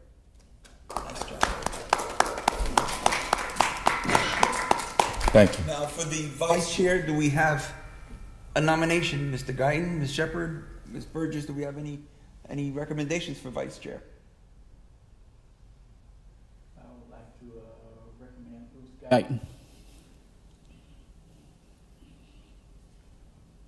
Can I vote or no? Oh, you gotta let me know these things because I will second it if I can't. If I can. So, in the past, I looked at some prior hearing transcripts to determine how the transition happens, and the one transcript I could find, which was not from last year but from the year before, the transition happened immediately, and so the motion wasn't clear as to whether when Mr. Wiley would step up. So. I can step. If does any to avoid any stress and aggravation from the legal side, do we have a second for Mr. Guyton? I second it. I think he's been in the realm of serving us for so many years on council, and if anybody knows, and he reminds me every now and then, I'm a planner. A planner. So he is a planner, and I think he would do great as our vice chair. Can I make a statement? I would like to third Mr. Guyton also, but one thing I would like to say about the Planning and Zoning Board here for the city of Riviera Beach is that we've had very, very capable and very, very good candidates on our board for the past 6 years I've been here, and everyone has been completely outstanding and everyone is capable of doing this position. So it's really, really hard to decide on to have, the people who want to be in this position or whatever. But Ms. Burgess, who I learned from, and Mr. Gallen, everyone's here, Ms. Shepherd, everyone here on the board does such a great job. So it makes it really, really hard and everything. But if Mr. Guyton would desire to take that position, I would definitely third it. I know it's already a second, but I would definitely third it or whatever. But not at the behest of anyone else, because everyone on this board does a great job, I think, and with their professionalism and their dedication to this city. And Mr. Chair, if I may say, if someone else wants it, I'm okay with it. Absolutely. Yeah. I mean, but You're it. I mean, I'll serve if no one Oh, else hold on, you're not wants official it yet.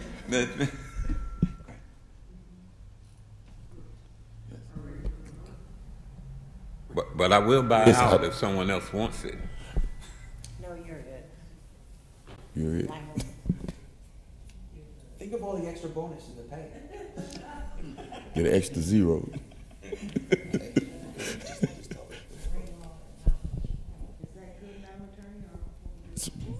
Can we, I think it's clear that what the desire of the board is.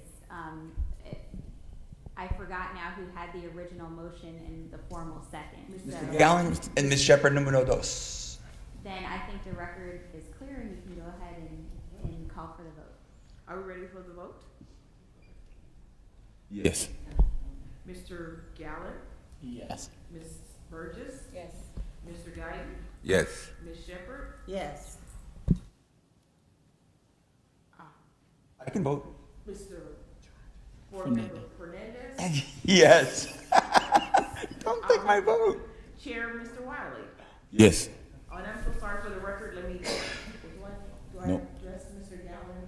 Guyton now as vice chair, or do I wait? Yeah, so the transition, like I said, the last time you just, per the transcript, it just picked up with the new chair and it did not vote. Yes. So it's- So we have Mr. Guyton voting as well, so we're okay now? Yes, all can vote. There's no Okay. conflict. So then you have Mr. Guyton to ask Vice Chair Guyton for yourself. Yes, ma'am.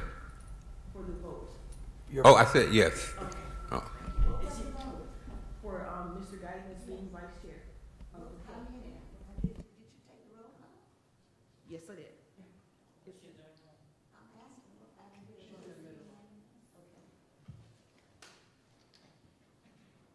Would you like me to do it again, Ms. Attorney? Because I went everybody. So it was a unanimous vote.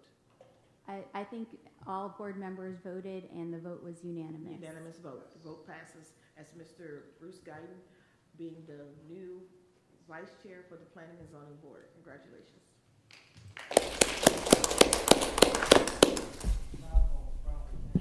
Thank you for your confidence. All right. So do we have any new workshop items? Any workshop items? Item 8. No, not at this time, Chair. Okay. Let's go on to item 9. General discussion.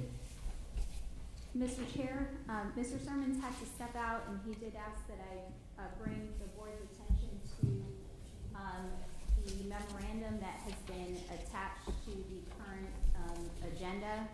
You'll see it in the electronic agenda. At its August 7, 2024 meeting, the City Council passed a directive to the Planning and Zoning Board. That directive was reduced to a memorandum by the Office of the City Clerk. And again, that has been provided in your packet, so staff's not recommendation, but staff's humble request is just that I'll review that memorandum and that directive of the City Council. Mr. Chair? Yes. I have a question. Was the issue only addressed to the Planning and Zoning Board or all boards? I was not present at that meeting, so I cannot specify. All I can say is the memorandum that was provided lists this particular board. Okay. I can certainly find that information out for you and I would be address it curious next to meeting. know. Yes, sir.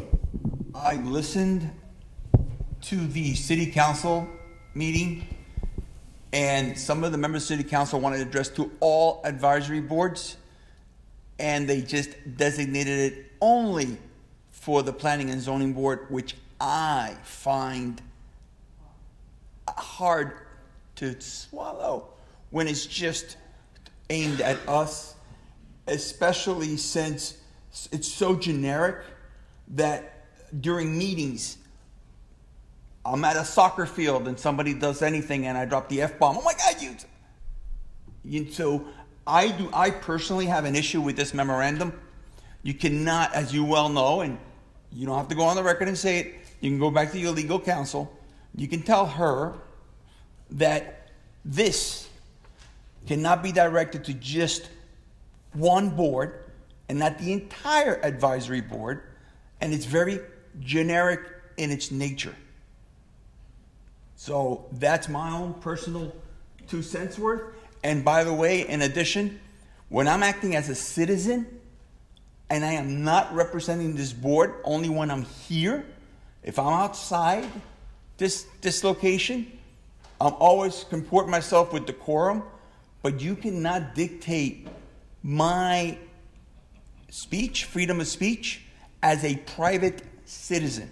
That is the only concern I have, and I believe that was also relayed by other council members during the meeting. So I'm not a happy camper with the way this is written and addressed to only us, the advisory board, for an action somebody took as a civilian citizen of this city and not a representative of the planning and zoning board. Okay? That's my 2 cents worth. Mr. Chair. Yes, Ms. Shepherd. I want to make sure that, you know, we understand the memorandum, and I will seek legal counsel because this was directed at me, and I want to be clear on one thing. The First Amendment gives me the right of freedom of speech. You cannot stop people from talking. If there's a situation, you know, and that person become very upset or whatever, you have to understand they have the right to speak. That's the Constitution of the United States of America. And I would caution the city of Riviera Beach because those that put that together, those that said that, you know, right now we're getting something together where they can be sued. So I ask you to, I'm with you, Mr. Fernandez. Yes, I'm having them senior moments. I'm about to say something right now, but I will not tolerate anybody telling me, and it's all political. I want people to know it's political. If you don't like me, great. You don't have to sleep with me. But the one thing at my age, and you continue to keep talking about my age or old, I am old, and I got old for a reason, because I obeyed my mother and father, and I obeyed God. So if you want to start this mess, know one thing, we can blow it up, because right now, if you all have not read what happened, you need to read it, because there was a letter that contradicts this of the same person trying to extort money. So please let us not start nothing. If you said what you said, you don't like me, you want to remove me from a board, let me be clear on one thing. I've done it for 16 years. Sick, well, couldn't hardly walk. Can't hardly walk today because I just had surgery on my legs. So I'm not a happy camper. So, you know, please don't start with me. We would end it and somebody get their feelings hurt because it's all political. Thank you. Agree. Mr. Sherman, I would like to address also, with the letter, the memorandum, was it basically, since it was coming to the Planning and Zoning Board, then addressed to the Planning and Zoning Board, and then every other advisory board had a memorandum going to that specific board also, or is this just targeted towards the Planning and Zoning Board? Mr. Chair, from my understanding, this memo was specifically for the Planning and Zoning Board. I'm not sure if City Council has or is taking or sending directives to the other advisory boards as well. I don't have that information. Right, because if so, it actually should be, more universal towards all the advisory boards and any boards within the city. If so, I understand that completely, but from what I understand Mrs. Shepherd's and how she feels about the situation and everything, and just hopefully it ever happens again or whatever, and everyone keeps their cool on it. But if we are going to have something like this as a memorandum, it should address all and not just target one specific advisory board. I guess we can go on to something else. Anybody have any questions? I do. Yes, ma'am. Well, we're talking about the memorandum, but I don't know, has this been public? Because if not, can we have it read into the record? I would like for it to be read into the record so everyone watching can understand what the memo says as well. Mr. Chair. Yes, ma'am. Until this is cleared up, it should not be read into the record. If they want it, they can pick it up in the clerk's office. Because right now, you're walking on thin ice with what was said in this letter. So now, if we want to go there, we will go there. I'll take it there to the next level. So legal, can we? I will take it to the next level because it's political. Not only is my name on the line, my family name on the line, and I will not tolerate it. Now, if you all want to go overboard and do this, we can do it right now in front of everybody. You know me, I really don't care. So, Mr. Chair, Yes. at this time, the document is already a public record and it is published as part of the agenda backup. The goal of today was simply to just bring the attention of the board to the existence of the document. And at that point, staff, I think, has nothing further to say about the particular issue. I just wanted to make sure that you knew the document was there. Got it. Okay, Got so it. Chair, just to be clear, so my request was to have it read into the record, so that request is denied because you're saying it's already public. There's no names mentioned on the memo. It's certainly the pleasure, if it's the pleasure of the board to have it read out loud, that's fine. I'm not saying there's no legal reason why it can't be read out loud, is what I'm saying. It's up to the board members how you want to conduct the meeting. Mr. Chair? Ma'am. This is public record. If they want it, they can go to the clerk's office and request it. I ask it not to be read because of my family and my service to the city. And if we want to take this to a whole new level today, I can finish it up. Ms. Shepherd, I understand completely what you're saying. The only thing is with the memorandum is that it does not state any names or anything to where you will be included with any information on here. So I don't think it's to the point to where it will be directed towards you, but just something that's more informative towards everyone that's on the board. I understand. Excuse me, I'm not being disrespectful. Mm-hmm. It was said in the city council meeting, it's an open vote. I think until we get it cleared up, something else happened, it needs to be cleared up, it needs to be publicly said, and before you start doing this. Now, if the board want to do it, I can't stop you. You know, if the board want to do this, do it. But I suggest we wait until we get the fullness of this, because it just happened today, the other part of it. No, there was no name on it, but my name was called, and everybody know what's going on. And I just ask for respect until we get it together. If they want this going, go to the clerk's office. Anything I want, I go to the clerk's office. So legal, would this be something considered as far as the board having a vote on it, or is this something that we want to wait until? Chair. Yes. I withdraw my request. I totally have no clue about what's going on. I just simply, because we're via video, as we all know, we always request things to be read into the record. That was the only request, but I respectfully cancel that request, so do not worry about it. Okay, yes, ma'am. I thank her for withdrawing. I have great respect for her, and I hope she, and all of you, this is one of the most respectful boards there is in the city of Riviera. Absolutely. We always get such great compliments, but when the things become political and you want to target somebody, then it becomes a distraction on what we do. We do not have to be here, at least I don't. But I come here because I'm dedicated to the city of Riviera Beach. I know I was not born here. My parents was here.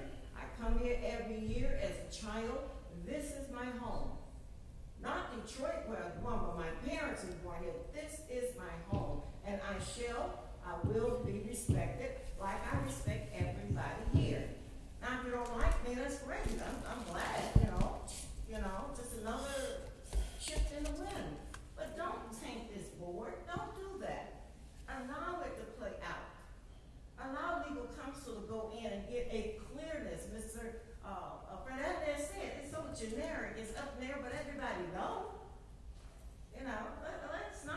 Let's not fall into a trap. Thank you, Mr. Chair. Yes, ma'am. All right, so since that's been decided upon, there was one thing. Can we go into general comments now, or? We have one public comment card. Oh, yes, ma'am. Ms. Mary Brown. And Mr. Chair, while she's making her way to the podium, I'll just answer your earlier question that no vote is required for this matter. Thank you. Ms. Mary Brown, Riviera Beach. I was one of the ones that was in the meeting on August the 7th or the 9th, whenever that was. See, I encountered this. The reason that it was done, one of the council members, that's why I read out who was appointed to your planning and zoning board. They came from the elected officials. And whatever official Your morals and your character matters.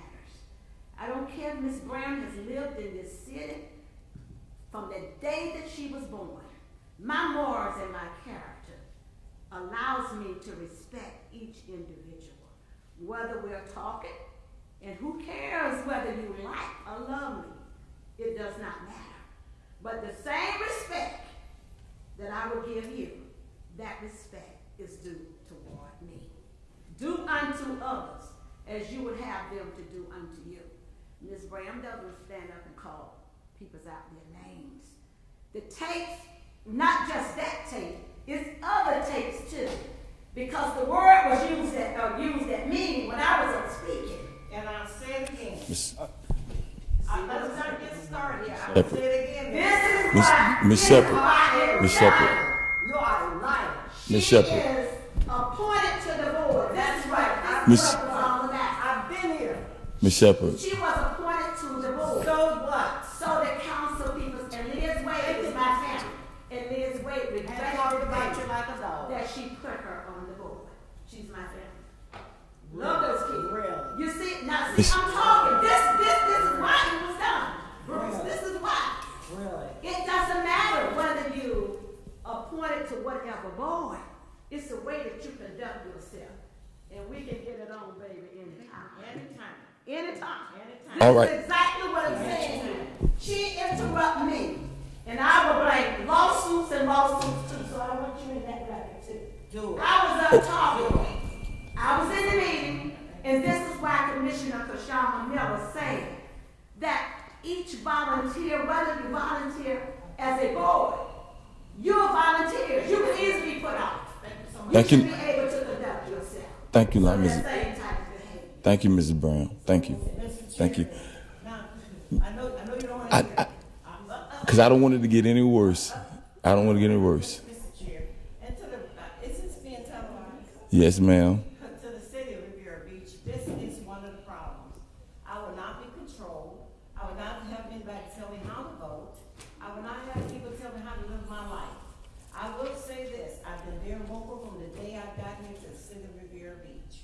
I will continue to be vocal. I will continue to take care of my chair, but it's people like this that come into these meetings, and this is how it becomes volatile. And with that, I'm gone. All right. Thank you. One other question, one thing I want to state also, just for the record also, we had two proposals actually come up today, right? And the two proposals were something that was coming to our community. And one thing I noticed that we had something that basically stated that when they went out to the public and talked to the public about whether it was something that they actually was going to vote for or vote against or what their opinions were, and we had 0 on both of them. And no one stated anything whether they were opposed or whether they were against or whether opposed or against or supported.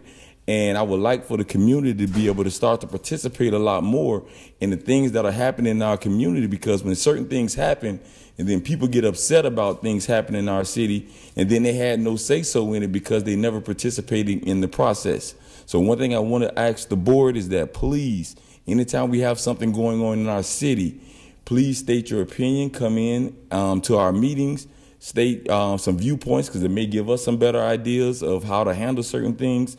But we don't like to the point to where we are looking on the board and always seeing there was no one for, no one against, and then there was no one actually participating. And then when something goes up and we approve a building or we have a proposal for anything, for a building being zoned a certain way, and then no one said anything about it. If this is your city, then please participate inside the city so we'll know exactly how you feel about it. Are there any other questions on the board? I just have a real quick comment. I know Sunit has her baby here and they want to get home. The logo. Can we talk about that real quick? It's just my first time seeing it, and I know what's his name? Scott explained it when he was here about the fish, and just didn't know we were changing. Was that in the comprehensive plan that we were going to a new logo? And so is it the recommendation of the board to change it? I just like a little background on, was it put out to the residents, or just was strictly internal? Mr. Chair, if I may attempt Yes. to respond. I'll start by saying no, it was not a part of the comprehensive plan or any long-range plan coming out of the Development Services Department. But city administration did lead an initiative to rebrand the city.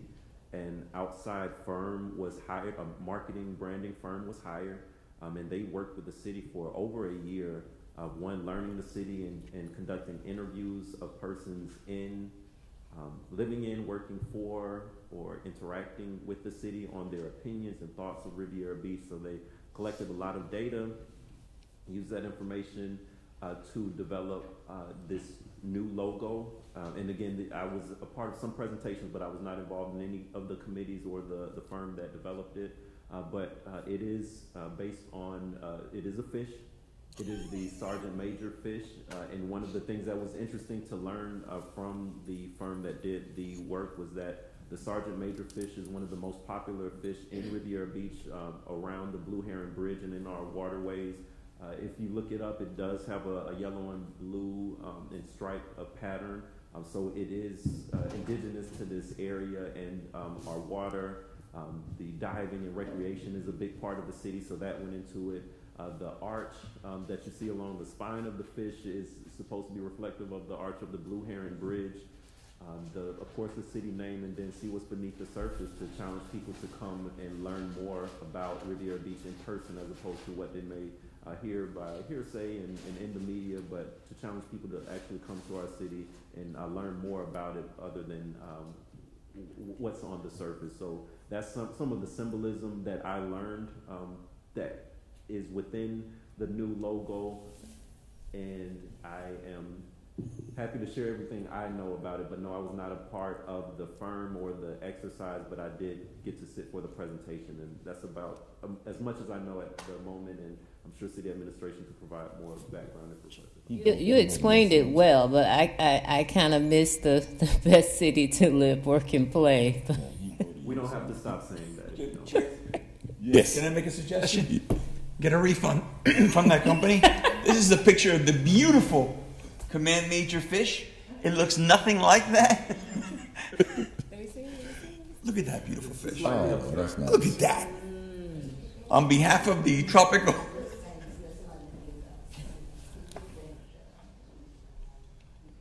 I'll be touching base with legal on behalf of the fish. On behalf of the Planning and Zoning Board. Mr. Chair? Yes. Okay. In the month of September, they'll be having a rollout of our new branding that we're doing for the city in order for the whole community to know what has come as a result of the branding initiative. There was something else too, because I'm looking on the agenda of the city of Riviera Beach, but I saw something else.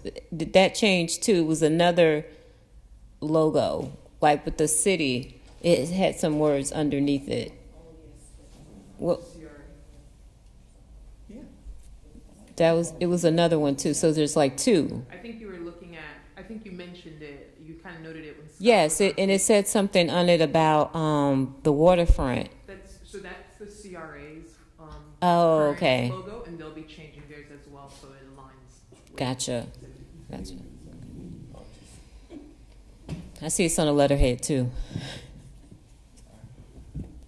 All right, everyone. Mr. Guyton, you have any comments? I don't. Mr. Well, I'd just like to thank the board for the confidence. Absolutely. Vice Chair. Mr. Gallen? All right, does anybody have a vote for adjournment? So moved.